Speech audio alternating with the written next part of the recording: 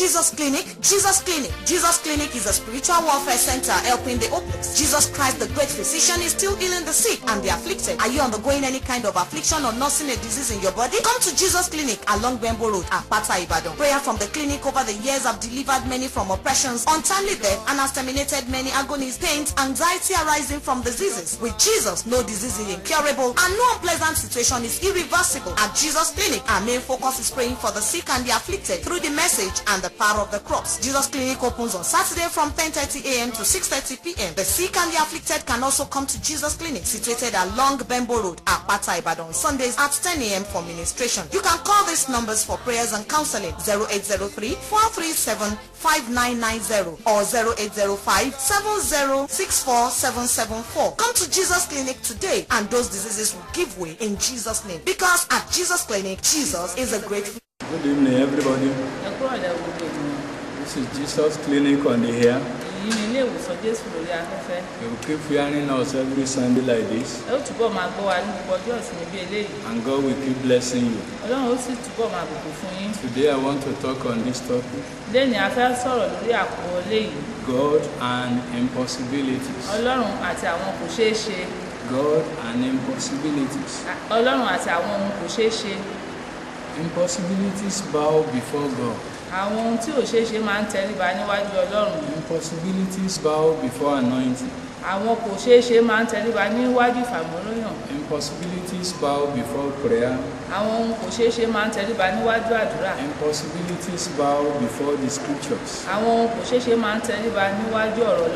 have in a way listed our confidence in battle. This is a spiritual warfare ministry. It is battles that does not concern us that we normally intervene. Which is wants to kill. Jesus Clinic, Jesus Clinic will say no.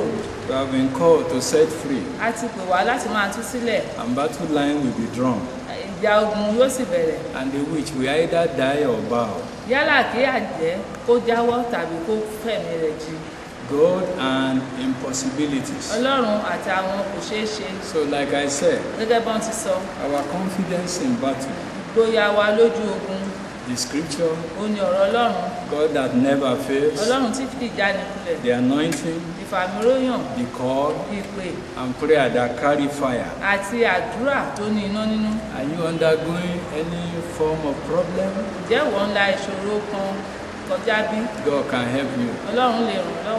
I'm still insisting that God can help you. The last 2 Sundays, I talk about God can help you.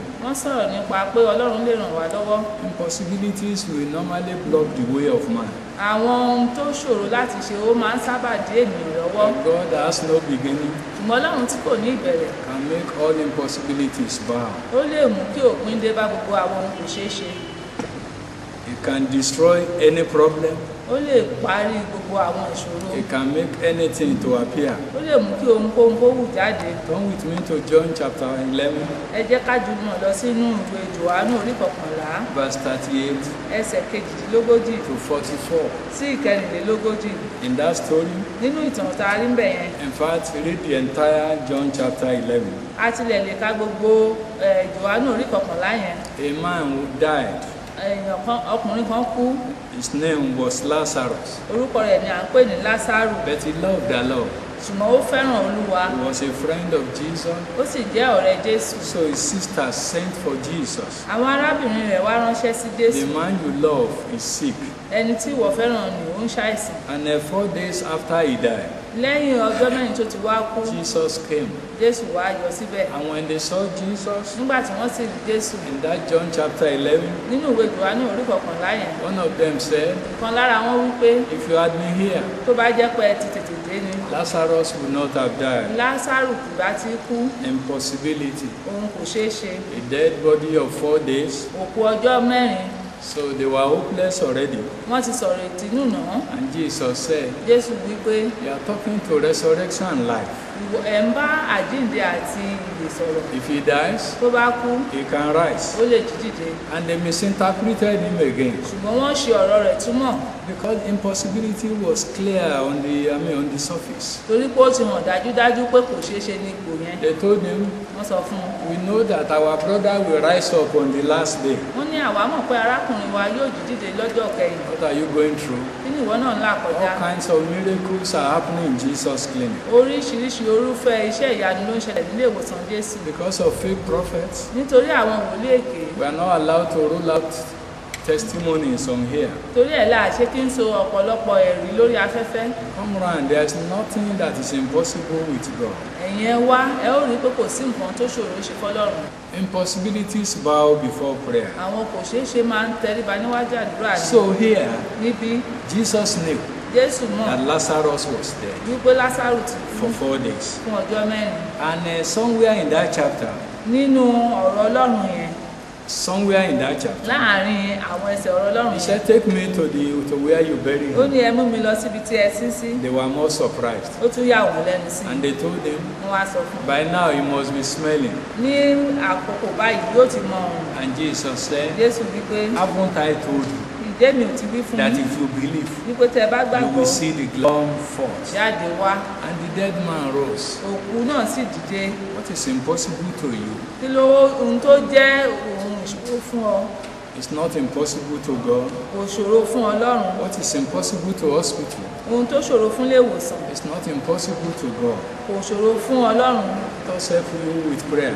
Ẹ jẹ́ ká fàdúrà ràn yín lọ́wọ́. Let's help you with factor of anointing. Ẹ jẹ́ ká fi ti ìfàmìíràn ràn yín lọ́wọ́. Our phone number Àwọn ẹ̀rọ ìbánisọ̀rọ̀ wa 080 080 343 343 759 759 90. 90. Another one Òmíràn rèé 080 080 570 577 647 647 74. 74. For 19 years that I've been in power ministry, Fún ọdún mọ́kàndínlógún tí wọ́n ti wà nínú iṣẹ́ ìránṣẹ́ báyìí, I don't know any disease that is incurable. mi ì tí ì mọ àìsàn náà tó sọ pé òun ò gbóògùn. Insanity, Àwọn àrùn ọpọlọ, Jesus cures them here. Jésù ń wò wọ́n sàn níbí. Òun We have been praying for 19 years. àti ń gbàdúrà fún ọdún mọ́kàndínlógún God báyìí. have been healing them. Tọ́lọ́run sì ń wò wọ́n He sàn. can put smile on your Ó face. lè fẹ́ nípa ẹnu yín. Father, in the name of Bàbá ní Jesus, orúkọ Jésù. I have spoken about you. Wọ́n sì sọ̀rọ̀ nípa No rẹ̀. impossibility can stand before you. Pé kò ṣeé ṣe tó lè dúró níwájú yín. Just listening to me, Àwọn tó ń tẹ́tí sí wa, declare them well. wọ́n sọ pé ó ti dára fún I wọn. declare them okay. Wọ́n sọ pé ó ti dára fún wọn In Jesus' ní name. orúkọ ti Jésù. Hallelujah. He's a mighty God. Jesus Clinic. Jesus Clinic. Jesus Clinic is a spiritual warfare center helping the hopeless. Jesus Christ, the great physician, is still healing the sick and the afflicted. Are you undergoing any kind of affliction or nursing a disease in your body? Come to Jesus Clinic along Bembo Road, Apata, Ibadan. Prayer from the clinic over the years have delivered many from oppressions, untimely death, and has terminated many agonies, pains, anxiety arising from diseases. With Jesus, no disease is incurable and no unpleasant situation is irreversible. At Jesus Clinic, our main focus is praying for the sick and the afflicted through the message and the power of the cross. Jesus Clinic opens on Saturday from 10:30 a.m. to 6:30 p.m. The sick and the afflicted can also come to Jesus Clinic, situated along Bembo Road, Apata, Ibadan, Sundays at 10 a.m. for ministration. You can call these numbers for prayers and counseling: 0803-437-5990 or 0805-7064-774. Come to Jesus Clinic today and those diseases will give way in Jesus' name. Because at Jesus Clinic, Jesus is a great